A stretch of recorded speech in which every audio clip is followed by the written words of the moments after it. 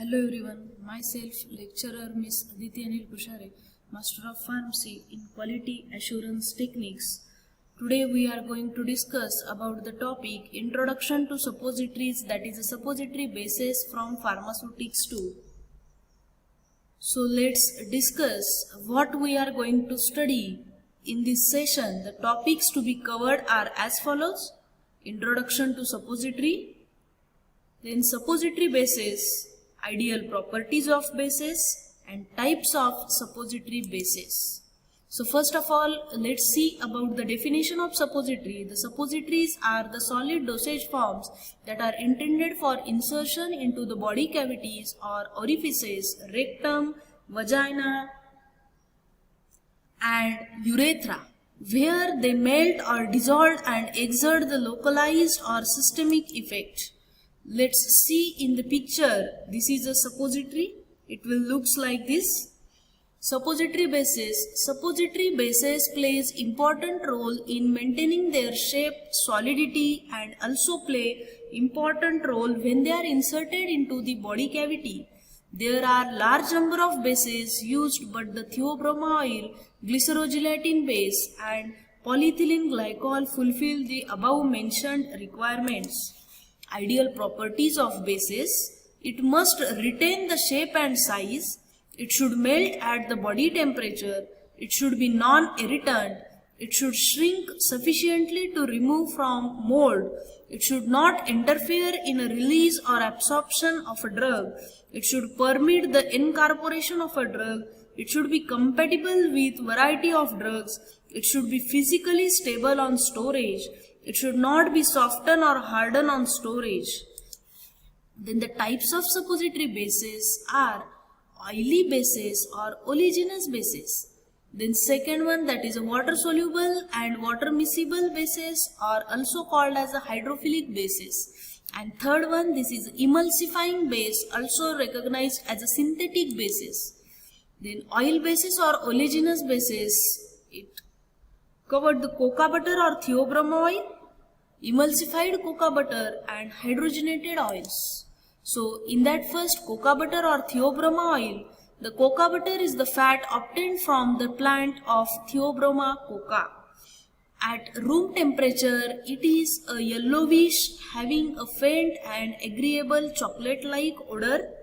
Chemically, it is a triglyceride and glycerine and one or different fats of oleo, palmito, stearine, and oleoidite.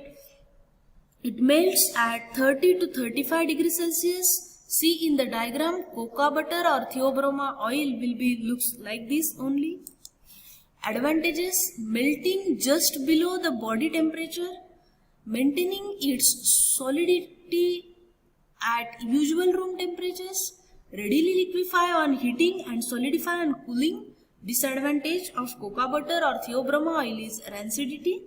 It will undergo the oxidation, then stick to mold, leakage from body cavity. It is costly.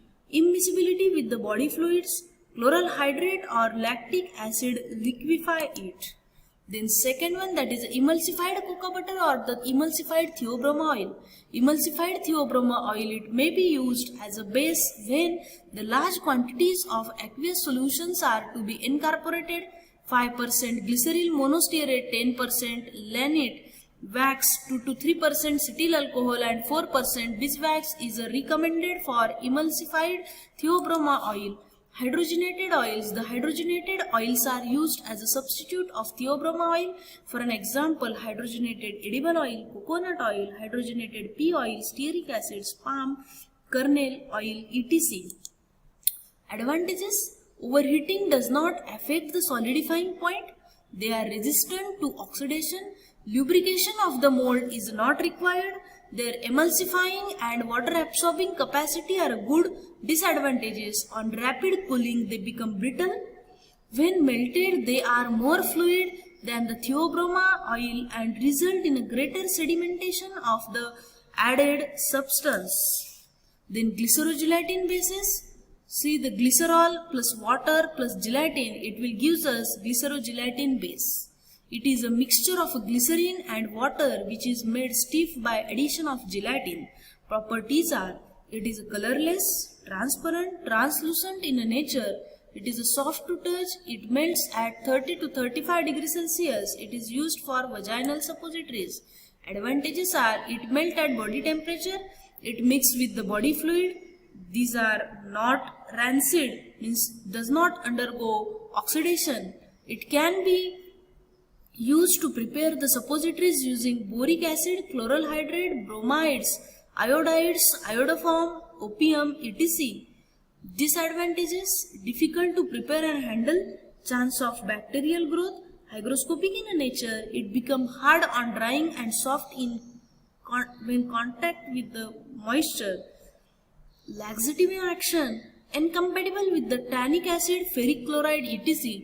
See, this will looks like this. Polyethylene glycols or macrogols. These are commonly known as carbovaxes and polyglycols.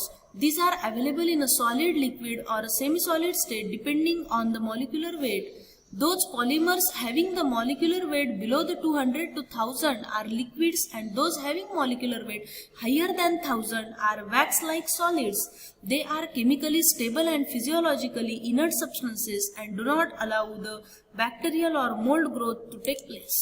Advantages of these are: they are chemically stable, inert, non-irritant, do not allow the bacterial growth. Their physical properties changes according to molecular weight. They provide the prolonged action, do not stick to mold, and suppositories are clean and smooth in appearance.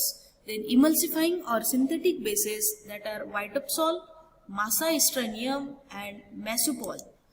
Advantages of emulsifying bases: they solidify rapidly, they are non-irritant, the lubrication of the mold is not required, overheating does not affect the physical properties of the base, they can absorb fairly large amount of the water or the aqueous liquids, the white, odorless, clean and the attractive suppositories are produced, they are less liable to get rancid.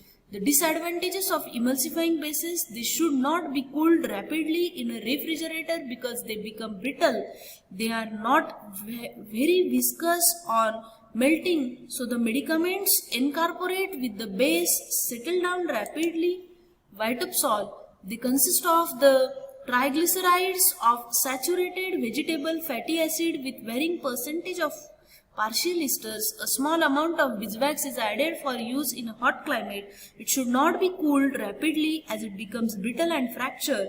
Lubrication is required. Massa Hystronium: it is a mixture of monodi and triglycerides of the saturated fatty acids. It is a white, brittle, almost odorless and tasteless solid. It has a melting point 33.5 to 33.5 degrees Celsius. They are available in various grades, but grade B is commonly used in dispensing. So what we learned from this topic: introduction to suppositories, that is the suppository bases. The learning outcomes are: what is suppository? Suppository bases. Thank you.